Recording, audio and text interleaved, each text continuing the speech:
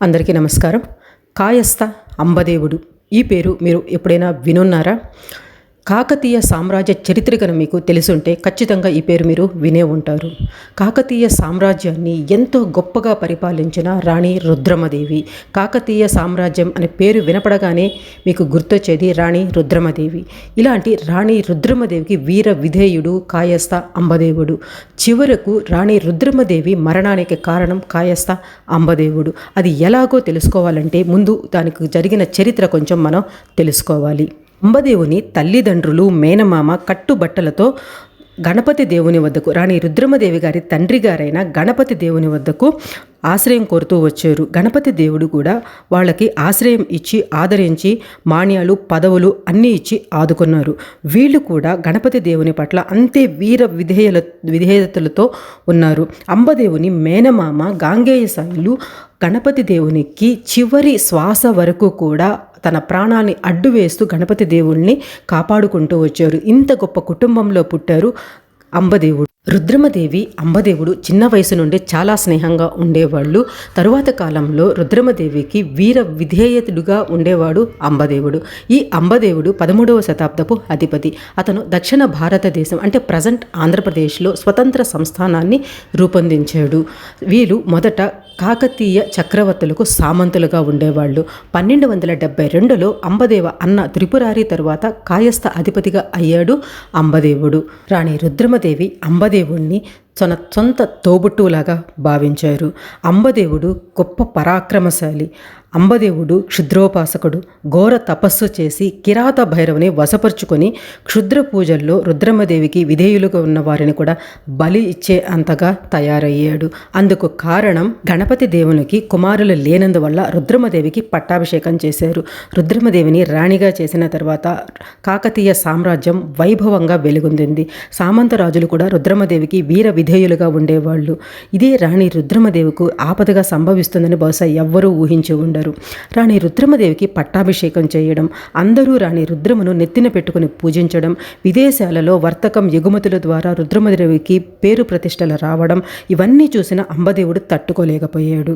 నేను ఎంతో పరాక్రమశాలిని, ఒక ఆడది రాజ్యానికి రాణి అయి ఏలుతుంటే తన ముందు నేను తలదించి చేతులు కట్టుకుని నిలబడాలా అని తనలో తాను అసూయ ద్వేషాలతో రగిలిపోయాడు. చిన్నతనంలో కట్టుబట్టలతో వచ్చిన తన తల్లిదండ్రులను ఆశ్రయం ఇచ్చిన వారి కుటుంబం మీదే పగ తీర్చుకోవాలి అనుకున్నాడు. ఎలాగైనా కూడా సింహాసనాన్ని స్వాధీనం చేసుకోవాలి అనుకున్నాడు. అందుకోసం రుద్రమదేవికి సామంతులుగా ఉన్న వారిపై దాడులు చేస్తూ ఆ రాజ్యాలని సొంతం చేసుకుంటూ ఉన్నాడు. అంబదేవుడు రాజధానితో కూడిన రాజ్యాన్ని ఏర్పాటు చేయాలని పాండ్యులు మరియు పాండ్యుల సామంతులుగా ఉన్న వారితో కూడా పోరాడాడు. రుద్రమదేవి వారసుడు అయిన ప్రతాపరుద్రుడు పంపిన కాకతీయ సైన్యం 1291లో అంబదేవుడిని ఓడించింది. అది ఎలాగో కూడా వీడియోలో చూద్దాం. రుద్రమదేవి సామంతులుగా ఉన్న గుంటూరు జిల్లాలోని గురజాలపని పరిపాలిస్తున్న శ్రీపతి గణపతిపై కాయస్థ అంబదేవుడు 1273లో దాడి చేసి పల్నాడును స్వాధీనం చేసుకోవడంతో అంబదేవునికి రుద్రమదేవితో వైరం ఏర్పడింది. రుద్రమదేవి శత్రువులైన యాదవ రాజులతో, యాదవులకి ఎందుకు శత్రుత్వం ఉంది అనేది మీకు కావాలంటే కామెంట్స్లో మెన్షన్ చేయండి, ఒక వీడియో చేస్తాను. గణపతి దేవులని బంధించిన వాళ్ళు యాదవులు. ఈ యాదవులతోనూ పాండ్యులతోనూ కూడా చేయి కలిపాడు. రుద్రమదేవి సింహాసనాన్ని అధిష్ఠించినప్పటి నుండి కూడా అసూయతో రగిలిపోతున్న రాజకుటుంబీకులైన మురారిదేవ, హరిహరదేవ, తూర్పు గంగరాజు, పాండ్యరాజు, యాదవ రాజులతో కూడా వీళ్ళందరికీ కలిపి తోడయ్యారు. 1274లో కళింగ మొదటి భానుదేవ ద్రాక్షారామంపై దాడి చేయగా పోలి నాయకులని, దండనాయకులను పంపి రుద్రమదేవి విజయం సాధించారు. తరువాత యాదవులతో స్నేహం కలుపుకొని వారి నుండి ప్రమాదం లేకుండా చూసుకున్నారు. ఆ తరువాత బీదరు, రాయచూరు ప్రాంతాలను జయించి తెలుగు నేలల్లో వాళ్ళందరినీ కూడా కలిపేశారు రాణి రుద్రమదేవి. వేంగి ప్రాంతాన్ని స్వతంత్ర పాలకులుగా ఏలుకోవడానికి నిడదవోలు చాళుక్యులను, కోన హైహేయులకు అనుమతించారు. 1289 సంవత్సరంలో మాటిమాటికి కాలు దూవుతూ ఈ కాకతీయ ప్రభుత్వానికి పెను సవాలుగా మారాడు కాయస్థ అంబదేవుడు. ఈ అంబదేవుడిని ఎలాగైనా అణిచివేయాలి అనేసి అంబదేవుడిని చేజిక్కించుకున్న భూభాగాన్ని తిరిగి కాకతీయ సామ్రాజ్యంలో తిరిగి కలపాలి అని రుద్రమదేవి భావించారు. ఇందుకు అనుగుణంగా ప్రతాపరుద్రుడు అంబదేవునికి శత్రువులైన కొలని సోమమంత్రి కుమారుడు మనుమ గన్నయ్య, ఇందులూరి పెద్ద గన్నయ్య మంత్రి కుమారుడు అన్నయ్య దేవుల నాయకత్వంలో అందరినీ కలుపుకొని అసమాన సైన్యాన్ని తయారు చేశాడు. ఇంతలో అంబదేవుడు కాకతీయుల బద్ధ శత్రువులైన అందరినీ కలుపుకొని గండికోట మనోరథపురాన్ని స్థావరంగా చేసుకొని స్వతంత్రంగా ప్రకటించుకున్నాడు. కాకతీయ సామంతులను ఒక్కొక్కరిని ఓడిస్తూ తన సొంతం చేసుకున్నాడు. వైదంబ రాజులైన కేశవ సోమదేవ వల్ల గంగారాజులపై యుద్ధం చేసి వారి అశ్వ సైన్యాన్ని తన సొంతం చేసుకున్నాడు. 1000 మంది రాజులను ఓడించిన పల్నాడు రాజు శ్రీపతి గజపతిపై యుద్ధం చేసి ఓడించాడు. పానగల్లు పాలకుడైన మల్లికార్జునపతిని ఓడించాడు. అంతటితో ఆగక అతన్ని అవమానించాడు కూడా. కాకతీయ రాజ్యంలోని విక్రమసింహపురి అంటే ప్రజెంట్ నెల్లూరు సింహాసనంపై కాకతీయులకు బద్ధ శత్రువు అయిన మనుమగండ గోపాలుని కూర్చోబెట్టాడు. రుద్రమదేవి అక్కగారి మెట్టినిల్లైన కోటవంశం రాజులను మలిదేవుణ్ణి చంపి వారి తలలను తన మెడలో వేసుకుని కిరాత భైరవి ముందు వీరంగం ఆడాడు. ఇంతకు ముందే చెప్పాను కదా, అంబదేవుడు క్షుద్రోపాసకుడు. కిరాత భైరవిని వశపరుచుకొని ఉన్నాడు. కాకతీయ నాయకుల్లో ముఖ్యమైన వారిని సుమారు 70 మందికి పైగా వారిని చంపి తలలను గుట్టగా పోశాడు. ఇది తెలుసుకున్న రుద్రమదేవి గుండె బరువెక్కింది.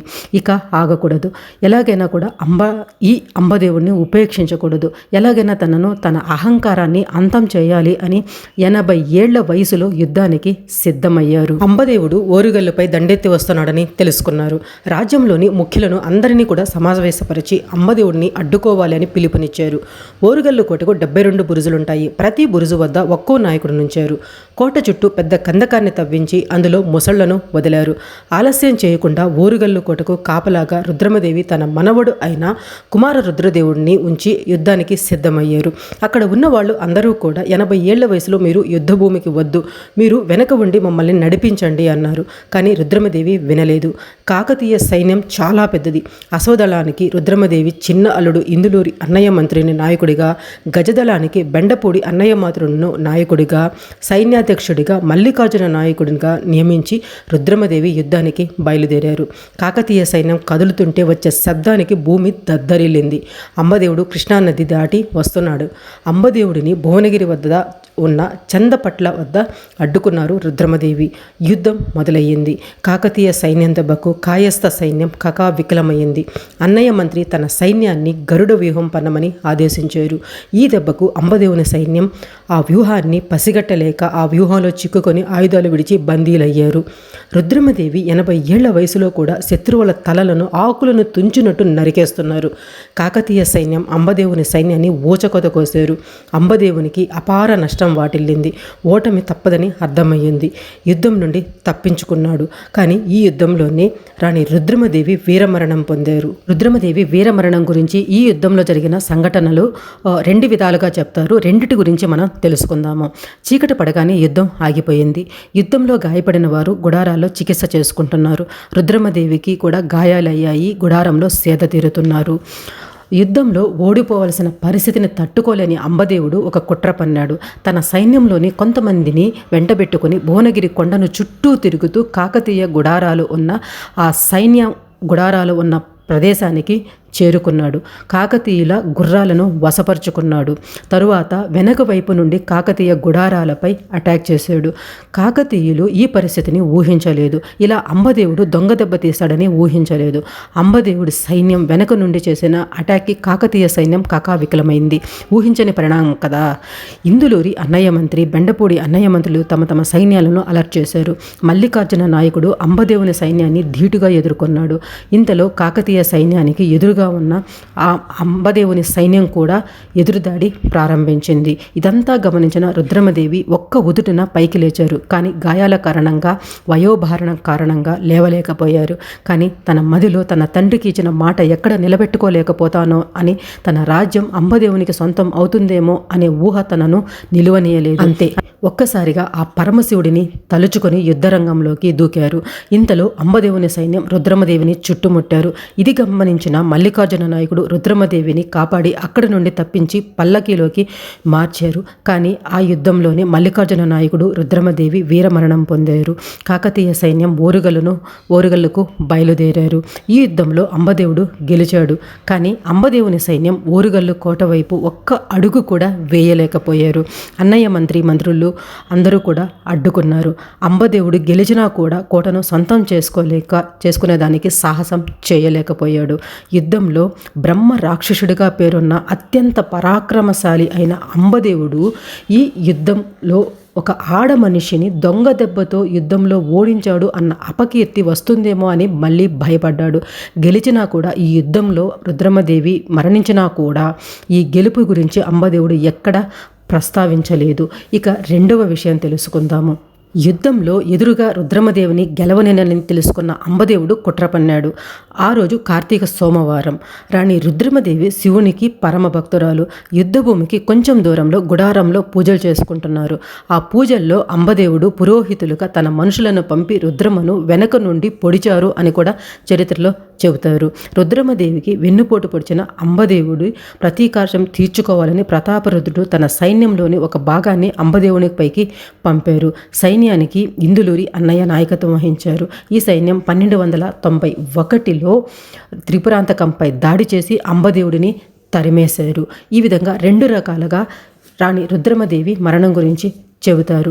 రాణి రుద్రమదేవి వీరమరణం పొందారు అని చెప్పేదానికి సాక్ష్యాలుగా కొన్ని శాసనాలు కూడా ఉన్నాయి. నల్గొండ జిల్లా మిర్యాలగూడ వద్ద ఉన్న చందుపట్లలో శ్రీ మన్మ మహామండలేశ్వర శాసనం ద్వారా ఏం తెలుస్తోంది అంటే, ఈ శాసనంలో ఆమె ఎలా మరణించారు అని మాత్రం ఉండదు. రుద్రమదేవితో పాటు అంగరక్షకుడుగా ఉన్న మల్లికార్జున నాయనికి శివలోక ప్రాప్తిగాను కొంత భూమిని దానం చేశారు అని ఉంటుంది. దీనివల్ల ఆ యుద్ధంలో వీరమరణం పొందారు అని మనం అనుకోవచ్చు. ఈ యుద్ధం గాయాల కారణంగానే నవంబర్ 27, 1229లో రుద్రమదేవి వీరమరణం పొందారు. కానీ కొంతమంది 1296లో రుద్రమదేవి మరణించారు అని అంటారు. కానీ ఈ శాసనం ద్వారా తెలిసేది 1290 నాటికే ప్రతాపరుద్రుడు మహారాజుగా పట్టాభిషేకం జరిగింది అనేసి కూడా ఈ శాసనం ద్వారా తెలుస్తోంది. ఈ విధంగా అంబదేవుడు వెన్నుపోటు పొడిచాడు రాణి రుద్రమదేవిని. మీకేమనిపించింది ఖచ్చితంగా కమెంట్స్లో రాయండి. ఇలాంటి ముఖ్యమైన విషయాలు మీకు తెలిస్తే కమెంట్ బాక్స్లో మెన్షన్ చేస్తే వాటి గురించి కూడా మనం ఒక వీడియో చేద్దాము. ఇటువంటి చరిత్ర మనం అందరము కూడా ఎంతో కొంత తెలుసుకొని తీరాలి. నాకు తెలిసిన నేను మీకు చెప్తున్నాను, మీరు తెలుసుకున్న దాన్ని మీరు మరో 10 మందికి తెలియజేస్తారు అని నేను నమ్ముతున్నాను. మిగిలిన వీడియోస్ అన్నీ కూడా చూసి నచ్చితేనే సబ్స్క్రైబ్ చేసుకొని సపోర్ట్ చేయండి. కానీ వీడియో నచ్చితే లైక్ చేయండి. ఏదో ఒకటి మీ ఒపీనియన్ మాత్రం ఖచ్చితంగా కమెంట్స్లో మెన్షన్ చేయండి. వీలైనంత ఎక్కువ మందికి షేర్ చేస్తారని నమ్ముతూ జై హింద్.